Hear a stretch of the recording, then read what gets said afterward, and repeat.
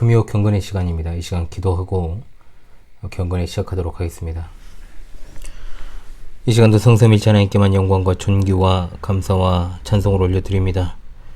어느덧 4월 넷째 주를 마무리하는 금요일 밤입니다. 삶 가운데 늘 우리와 함께 하신 하나님의 크신 은혜와 사랑에 감사합니다. 이 밤에도 경건의 시간을 갖도록 우리 삶을 연장하여 주셨사오니 하나님의 말씀을 통한 뜻을 바르게 알아 순종하도록 성령께서 조명하여 주시고 또한 인도하여 주시오며 또한 아울러서 4월 한 달이 거의 마무리되어 갑니다. 잘 마무리하고 새로운 달을 맞이할 수 있게 도와주시옵소서. 이 시간도 우리의 지나온 발걸음 가운데 하나님 보시기에 합당하지 않은 모습들이 너무나도 많았음을 고백하며 회개합니다. 생각과 말과 행동으로 지은 이 죄악들을 이 시간 회개하오니 우리를 긍휼히 여기사 하나님의 백성으로서의 본분과 자세와 태도를 늘 견지하고 늘 성령으로 충만케 하여 주옵소서. 이 시간도 여러 환경과 상황 가운데 있으며 분투하는 하나님의 가족들을 기억해 주시고 어디 있든지 무엇을 하든지 하나님만 바랄 것을 믿습니다. 심히 어려운 환경과 세상에서 묵묵히 있으며 주님을 의지하고 나아가는 주의 백성들에게 하나님의 은혜의 해를 비춰 주옵소서. 이 시간도 하나님의 정확한 말씀인 레위기를 이 부족한 종으로 하여금 해석하고 잠깐 해설하게 하셨습니다. 전하는 종에게 은혜를 더하시고 듣는 이들의 마음을 성령께서 조명하사 말씀에만 순종하여 하나님께 영광 돌리게 하옵소서. 우리 주 예수 그리스도 이름으로 기도합니다. 아멘. 찬송가 206장입니다. 새 찬송가 206장입니다. 통일 찬송곡 수록곡은 아닙니다. 찬송가 새 찬송가 206장입니다. 주님의 귀한 말씀은 내 발의 빛이요 목마른 사막 길에서 샘물과 같도다. 굶주린 나의 영혼을 만나로 먹이고 내 갈 길 밝게 비추니 그 말씀 귀하다. 낮에는 구름 기둥과 밤에는 불기둥 주 백성 앞에 나타나 인도해 주시네. 하늘의 깊은 지혜를 깨닫게 하시고 주 말씀 밝히 알도록 늘 도와주소서. 아멘. 아멘. 자, 오늘은 레위기 22장입니다. 레위기 22장 1절로 33절의 말씀입니다. 전체를 다 읽진 않겠습니다. 레위기 22장 1절로 33절 가운데 1절로 9절까지 읽고 그리고 나머지 31절로 33절까지 이렇게 읽겠습니다. 레위기 22장 1절로 9절 그리고 31절로 33절입니다. 여호와께서 모세에게 말씀하여 이르시되 아론과 그의 아들들에게 말하여 그들로 이스라엘 자손이 내게 드리는 그 성물에 대하여 스스로 구별하여 내 성호를 욕되게 함이 없게 하라. 나는 여호와이니라. 그들에게 이르라. 누구든지 내 자손 중에 대대로 그의 몸이 부정하면서도 이스라엘 자손이 구별하여 여호와께 드리는 성물에 가까이 하는 자는 내 앞에서 끊어지리라. 나는 여호와이니라. 아론의 자손 중 나병 환자나 유출병자는 그가 정결하기 전에는 그 성물을 먹지 말 것이요 시체의 부정에 접촉된 자나 설정한 자나 무릇 사람을 부정하게 하는 벌레에 접촉된 모든 사람과 무슨 부정이든지 사람을 더럽힐 만한 것에게 접촉된 자 곧 이런 것에 접촉된 자는 저녁까지 부정하니 그의 몸을 물로 씻지 아니하면 그 성물을 먹지 못할지며 해질 때에야 정하리니 그 후에야 그 성물을 먹을 것이니라. 이는 자기의 음식이 됨이니라. 시체나 찢겨 죽은 짐승을 먹음으로 자기를 더럽히지 말라. 나는 여호와이니라. 그들은 내 명령을 지킬 것이니라. 그것을 속되게 하면 그로 말미암아 죄를 짓고 그 가운데에서 죽을까 하노라. 나는 그들을 거룩하게 하는 여호와이니라. 31절입니다. 너희는 내 계명을 지키며 행하라. 나는 여호와이니라. 너희는 내 성호를 속되게 하지 말라. 나는 이스라엘 자손 중에서 거룩하게 함을 받을 것이니라. 나는 너희를 거룩하게 하는 여호와요 너희 하나님이 되려고 너희를 애굽 땅에서 인도하여 낸 자니 나는 여호와이니라. 아멘. 예, 오늘 레위기 22장은 지난 시간에 상고한 21장에 연속적으로 주어진 말씀이 되겠습니다. 바로 직전 단락에서 21장 16절로 24절은 제사장직을 수행하는 데 있어서 지장이 될 수 있는 신체적 장애를 다루었죠. 하지만 이와 같은 장애로 인하여서 제사장직을 수행하지는 못해도 제물을 먹는 것은 허락되었다라고 했습니다. 자, 그러나 이 단락 22장 1절로 9절은 제사장으로 하여금 제사를 집례하지도 또한 결과적으로 제 음식을 먹을 수 없도록 만드는 상황에 대해서 이제 소개를 하는 겁니다. 제사장이라고 할지라도 여기 나오는 것처럼 4절로 9절에 성물에 가까이 할 수 없는 부정한 경우들이 나오는데 먼저는 나병 환자 그리고 유출병자가 나옵니다. 유출병은 계속 흐른다라는 것이죠. 15장에서 함께 살펴봤던 것처럼 여러 가지 것을 말합니다.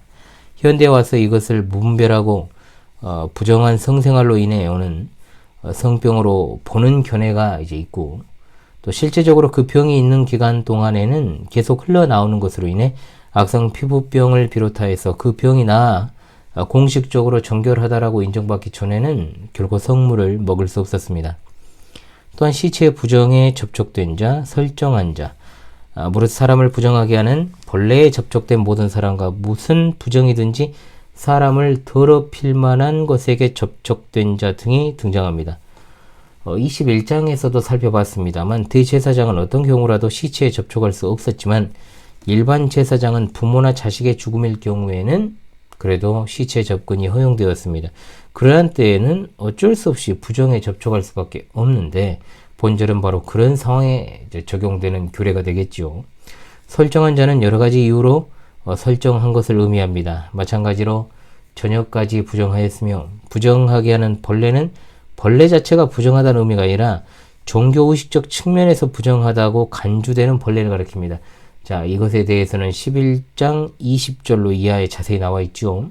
즉 이들은 나병이나 유출병에 걸려서 직접 부정을 입고 있는 자들 뿐만 아니라 부정한 것에 접촉하여서 간접적으로 부정을 입은 자 모두를 가리키는 겁니다. 부정이 사람과 사람에게로 옮겨지는 것은 죄의 저면성을 나타내는 것입니다.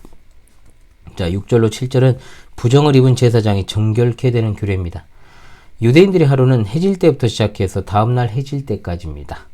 따라서 저녁까지 부정하다라는 말은 부정한 자가 정결케 되는 데는 꼬박 하루, 즉 24시간이 걸린다는 뜻이죠. 또한 두 가지 조건이 있는데 첫째로는 하루라는 시간이 반드시 요구된다는 것, 그리고 둘째로 몸을 물로 씻는 정결의식이 요구되었습니다. 물로 씻는다라는 것은 성결에 대한 외적 표식입니다. 자기의 음식이라는 말의 음식은 레헴이라는 말입니다. 빵 또는 떡을 가리키는 말이고 또 우리식으로는 음식이나 밥 또는 곡식을 가리키는 말이죠.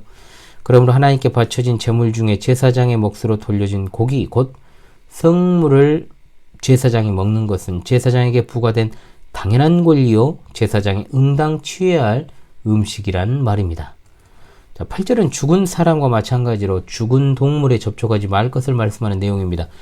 부정하게 되었을 경우 제사장은 이스라엘 백성 중에서 끊어지지 않기 위해 제사 음식 즉 성물을 먹지 말아야 됩니다. 거룩과 부정은 결코 양립할 수 없고 분리되어야 하기 때문입니다. 자, 그 다음으로 성물을 먹을 수 있는 제사장 가족의 범위에 관한 내용이 나옵니다. 자, 10절로 16절의 말씀이죠. 자, 제물의 일부 그리고 11조는 아무 기업을 가지 못한 제사장들의 수입의 한 부분을 차지했습니다. 결과적으로 당연히 제사장의 가족들은 성물을 먹을 수밖에 없었겠죠. 그러므로 이 단락은 성물을 먹을 수 있는 제사장 가족의 범위가 어디까지인가?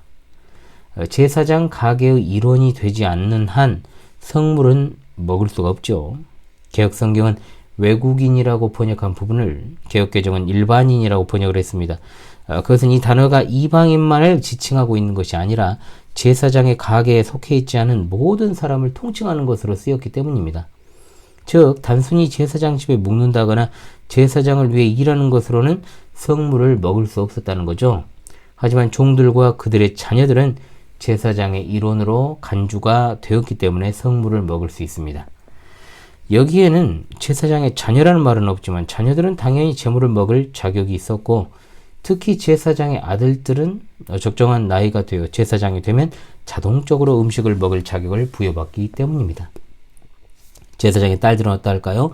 결혼하기 전까지는 먹을 수 있습니다. 그러나 결혼을 한 후에는 남편의 가족으로 편입이 되기 때문에 먹을 수 없습니다. 만일 제사장의 딸이 일반인, 즉 제사장의 가계가 아닌 사람과 결혼을 하게 되면 그녀는 더 이상 제물을 먹을 수 없겠죠. 그러나 그녀를 부양해 줄 수 있는 자녀도 없이 남편이 죽었다거나 또 이혼을 당했을 경우 제사장의 딸은 부모의 집으로 돌아와서 제사 음식을 다시 먹을 수 있었습니다. 때때로 일반인이 부주의하여서 성물을 먹으면 이는 제사장의 소유를 훔친 것으로 간주가 되었기 때문에 그 성물의 원래 값의 5분의 1을 덧붙여서 보상해야 했습니다. 제사장은 이스라엘 자손이 여호와께 드리는 성물을 더럽히지 말아야 했고, 또한 만일 그들이 성물을 먹으면 그 죄로 인하여 형벌을 받아야 했습니다. 자, 셋째로 제사용 동물의 육체적 장애에 관한 내용입니다. 이 단락에 소개되는 규례는 제사장뿐만 아니라 모든 이스라엘에게, 심지어 이스라엘에 거하는 타국인에게도 해당하는 규례입니다. 신체적 결함이 있는 제사장들이 성소에서 제사를 드릴 수 없었던 것과 마찬가지로 흠이 있는 동물도 제물로 드릴 수 없었습니다. 제사장과 제물은 반드시 완전해야 했죠. 제물로 드리는 동물의 흠이 없어야 한다는 것은 레위기 서두 1장에서 그리고 4장까지 누누이 강조를 했습니다. 19절로 24절에 제물로 드릴 수 없는 동물의 결함들이 자세히 소개되는데요. 자, 여기 소개된 동물의 육체적 결함은 21장 17절로 21절에 소개된 제사를 드릴 수 없는 제사장들의 신체적 장애 조건과 명백히 대응을 이루고 있습니다. 또한 이러한 평행적 대비는 명백히 레위기 11장의 음식법에 관한 규례에 등장하는 동물들이 사람의 구조, 즉 제사장, 이스라엘, 이방인의 구조를 보여주는 척도가 되는 겁니다.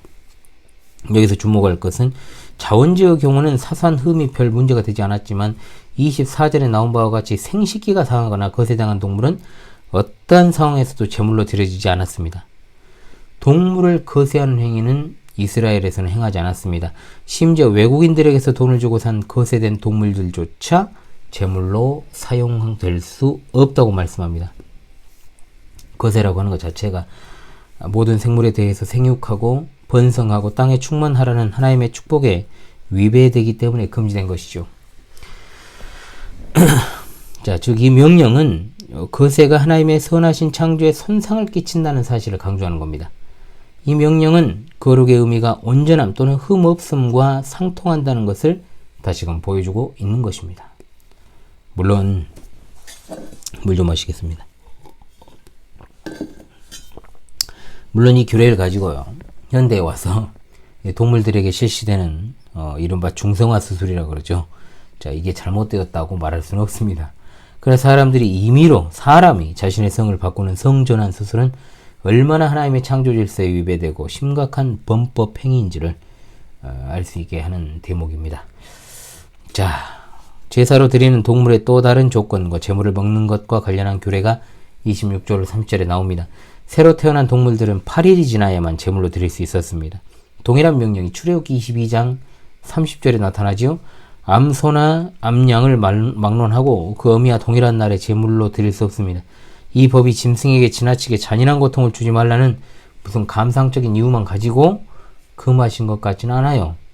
신명기 22장 6절로 7절에 알과 함께 새를 취하는 것을 금지하셨고, 또한 20장 19절로 20절에 이유 없이 나무를 파괴하는 행위를 금지하는 법들과 동일선상에서 봐야 된다는 겁니다. 모든 생물을 멸절시키는 홍수에서 생명을 보존하기 위해 노아에게 각종 동물 한 상씩을 방주로 불러 모으라는 명령이 주어졌었죠.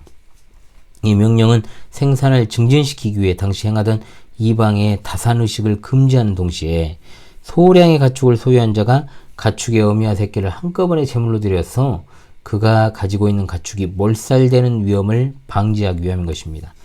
이스라엘은 하나님이 창조하신 자연계가 무분별하게 파괴되는 것을 방지하고 이를 보존하는 역할을 해야 했습니다. 제물은 제사드린 당일에 즉각적으로 먹여야 했습니다. 화목제를 먹는 것과 관련한 자세한 규례는 레위기 7장 15절로 18절에서 이미 살펴봤습니다. 레위기 후반부에 전형적으로 나타나는 거룩으로의 부름이 21장에서 22장의 결론을 장식합니다.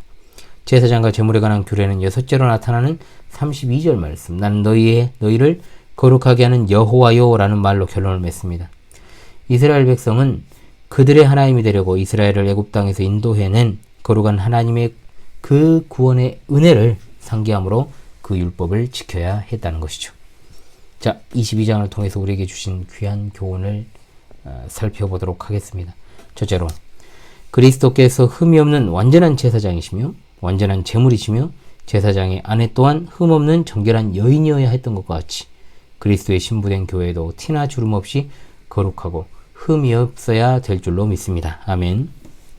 신구약 성경 66권에 하나님의 말씀은 변함없이 하나님의 백성에게 거룩할 것을 요구하십니다. 로마서 6장 19절에 전에 너희가 너희 지체를 부정과 불법에 들여 불법에 이른 것 같이 이제는 너희 지체를 의에게 종으로 내주어 거룩함에 이르라. 아멘. 베드로전서 1장 14절로 15절에 너희가 순종하는 자식처럼 전에 알지 못할 때에 따르던 너희 사욕을 본받지 말고 오직 너희를 부르신 거룩한 이처럼 너희도 모든 행실에 거룩한 자가 되라. 아멘. 교회의 성결은 단순히 배도와 불신앙의 모든 외부적 무리들로부터의 성별만을 이야기하는 게 아닙니다. 교회의 신부가 성결해야 하는 것은 윤리적인 성결은 필수적이죠.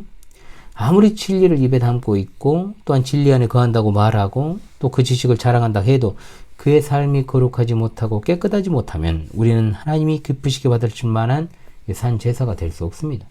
마땅히 그리스도의 신부된 자로 모든 거룩함을 따라 생활하는 우리 모두가 되어야 될 줄로 믿습니다. 아멘. 둘째로, 모든 그리스도인들은 제사장으로 부름받았음을 기억하며 생활해야 될 것입니다. 너희도 산 돌같이 신령한 집으로 세워지고 예수 그리스도로 말미암아 하나님이 기쁘게 받으실 신령한 제사를 드릴 거룩한 제사장이 될지니라. 그러나 너희는 택하신 족속이요 왕같은 제사장들이요 거룩한 나라요 그의 소유가 된 백성이니 너희를 어두운 데서 불러내어 그의 기이한 빛에 들어가게 하신 이 아름다운 덕을 선포하게 하려 하심이라. 아멘. 자, 이는 교회 지도자들이 예배 시간뿐만 아니라 삶 전체에서 거룩하게 구별된 사람으로서 살아가야 된다는 것을 가르쳐줍니다. 교회 사역자들이 성도들이 드린 그 귀한 연보로 생활하고 있다는 사실을 기본적으로 인지해야 됩니다. 그렇다면 개인적인 경제 생활은 물론이거니와 교회 재정의 사용에도 주의를 기울여야 됩니다. 목회자뿐만 아니라 교회의 재정과 관계한 모든 사람들은 성물에 대한 규정을 지키기 위해 애쓰며 살았던 제사장들처럼 성도들의 연보가 헛되이 낭비되지 않고 잘 집행이 될 수 있도록 최선을 다해 노력을 해야 됩니다. 또한 모든 그리스도인들은 거룩한 삶을 통해서 우리를 구속하신 하나님의 아름다운 덕을 세상에 드러내며 살아야 될 줄로 믿습니다. 그것이 바로 이 시대의 흠없는 예물로 하나님께 드리는 합당한 예배자로서의 삶이 될 줄로 믿습니다. 예배도 찬양도 기도도 강서를 전함과 그 강서를 들음도 헌금도 연보 모두 다 흠없는 하나님 앞에 드려지는 예물이 되도록 하는 이 시대의 정결한 신부들이 다 되어야 될 줄로 믿습니다. 아멘. 예, 새 찬송가 326장입니다. 새 찬송가 326장, 통일 찬송가 368장입니다. 새 찬송가 326장, 통일 찬송가 368장입니다. 내 죄를 회개하고 내 죄를 회개하고 주 예수 믿고서 내 주를 사랑하며 잘 섬기리로다. 나 어디 가든지 무엇 하든지 주 예수 위하여 충성하리라. 내 주의 뜻을 따라 나 살기 원하며 이 세상 있을 동안 주 섬기리로다.